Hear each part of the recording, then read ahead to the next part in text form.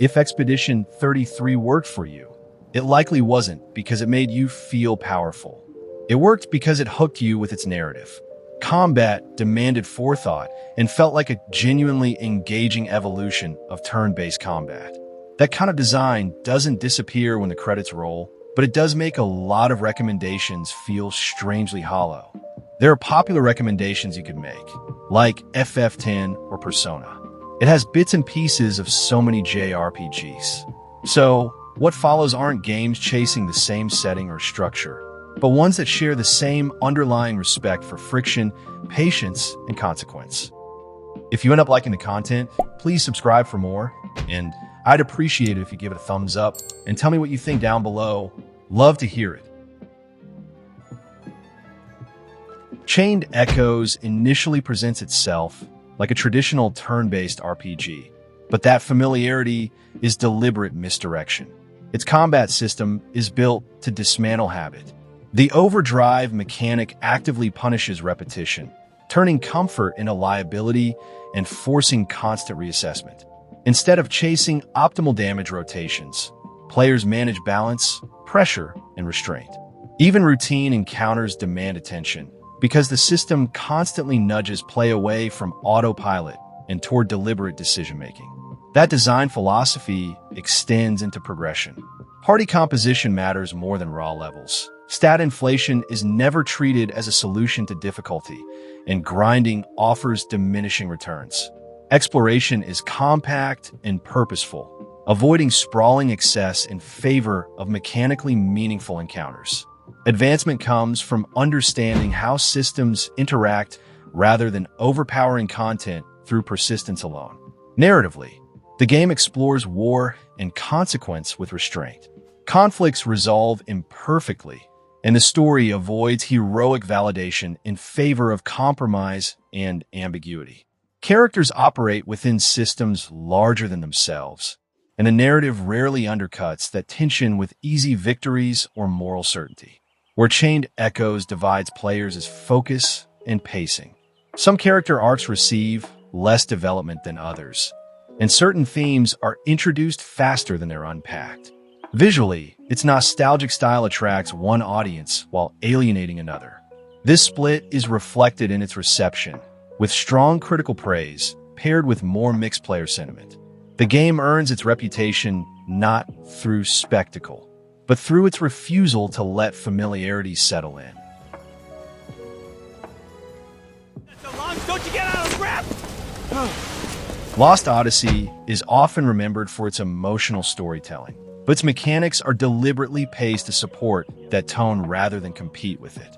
Combat is traditional turn-based, slower and more methodical than most modern RPGs, emphasizing party balance, timing, and endurance. Encounters are not mechanically dense, but they're designed to stretch long enough that efficiency and resource awareness begin to matter. Battles reward restraint more than experimentation, especially as attrition becomes a greater threat than burst damage. The game's defining strength lies in its thematic focus. Memory, loss, and the passage of time are allowed to breathe without constant narrative escalation. The short story segments scattered throughout the game are restrained and introspective, often leaving a stronger impression than the main plot itself. They don't exist to motivate action so much as contextualize it, reframing combat as persistence rather than triumph and survival as its own form of victory. Structurally, the game is conservative by design. Dungeon layouts can feel repetitive, and combat lacks the positional complexity found in more tactical RPGs. These limitations explain why its reception was just short of acclaim. It was praised for its atmosphere, writing, and emotional maturity, while noting that its gameplay systems rarely evolve beyond their initial framework. Lost Odyssey does not demand mastery. It demands patience. For players willing to slow down, accept repetition, and engage with its reflective tone, that restraint becomes its defining strength rather than a limitation. For others, the same qualities can feel dated or underwhelming, which explains its quieter legacy.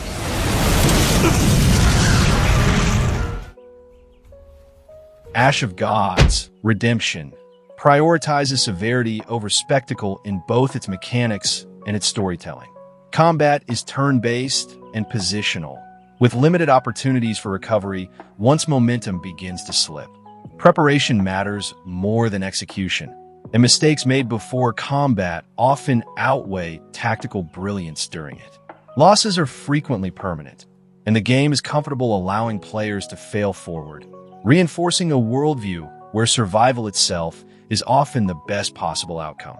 Narratively, the game leans heavily into inevitability and compromise.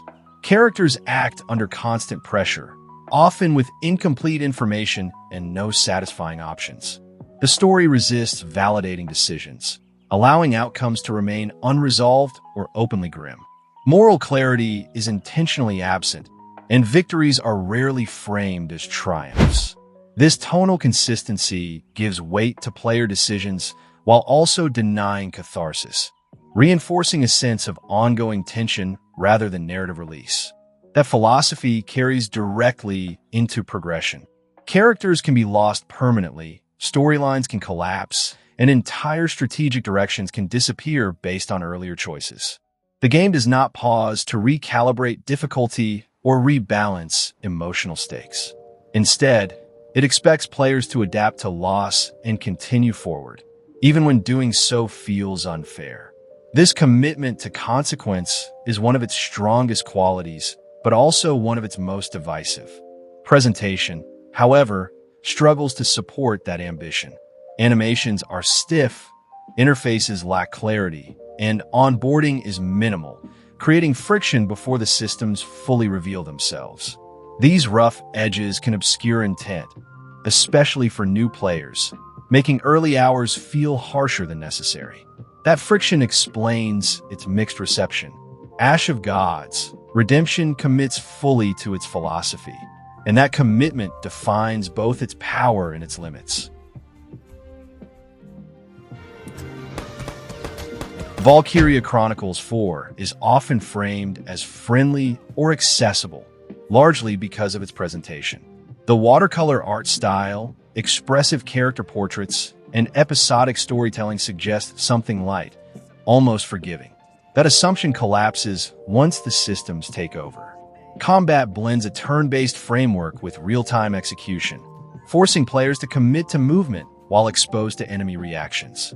Line of sight, interception fire, cover angles, and unit rolls all intersect at once, meaning every advance carries risk before the outcome is fully clear. What defines the experience is how pressure builds gradually rather than spiking suddenly. Objectives discourage defensive stagnation, but reckless aggression is punished just as harshly. A single misjudged push can cost positioning, momentum, or a veteran unit, and recovery often requires sacrificing efficiency elsewhere. The system creates tension by limiting perfect information, forcing players to act under uncertainty. Success feels earned through adaptation rather than mastery of a single optimal strategy. That tension extends across the campaign. Units are persistent, losses matter, and experience can't be replaced instantly. Difficulty doesn't escalate purely through stronger enemies, but through mission designs that stress familiar tactics in unfamiliar ways. The game repeatedly challenges habits instead of escalating numbers, which keeps late-game encounters demanding rather than routine. Its flaws are structural rather than mechanical. Tonal shifts between lighthearted character moments and the seriousness of battlefield consequences can feel uneven, and some missions overstay their welcome. This disconnect explains its reception. Critics praise the combat design and originality while pointing to pacing and narrative cohesion issues. The fourth game asks for patience while presenting itself as approachable, and that contradiction defines both its strengths and its uneven reputation.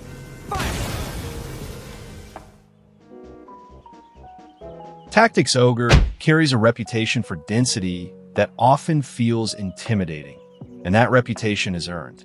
Its combat systems are layered and unforgiving, emphasizing positioning, elevation, terrain effects, and long-term unit development in ways few games even attempt. Every decision, from class progression to battlefield movement, has lasting implications that can't be easily undone. Units evolve slowly, and poor early choices echo deep into the campaign. The game offers minimal handholding and rarely rescues players from poor planning, creating an environment where learning comes through friction rather than instruction.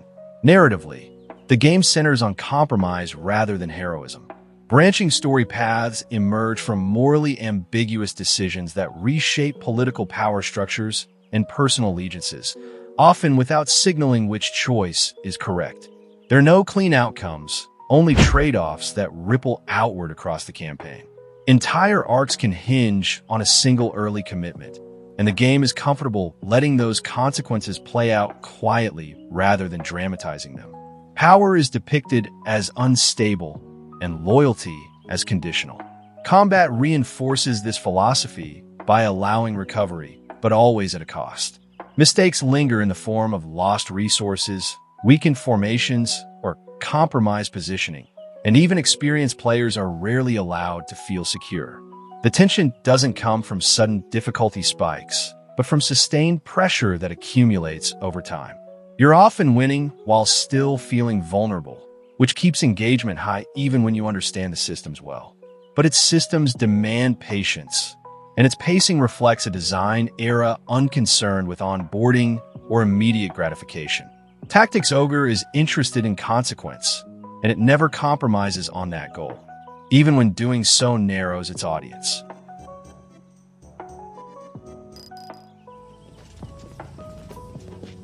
King Arthur, Knight's Tale occupies a grim, deliberate space within tactical RPGs, one that prioritizes consequence and restraint over flexibility or spectacle.